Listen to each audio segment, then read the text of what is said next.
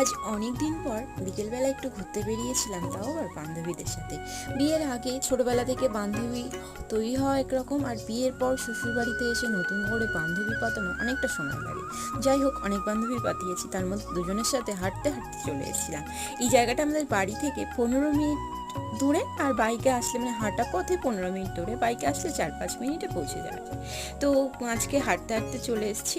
আর এই জায়গাটাতেই আমার প্রথম ইউটিউব চ্যানেলের ব্লগ ভিডিও বানানো। আর তো দেখো, গ্রাম্য পরিবেশটা কি দারুণ লাগছে। তোমাদের কার কার গ্রাম্য পরিবেশ ভালো লাগে অবশ্যই কমেন্ট করে জানিও। আর আকাশের ভিউটা দেখতেও খুব ভালো লাগছিল, আর আজকের ওয়েদারটা এত দারুণ ছিল।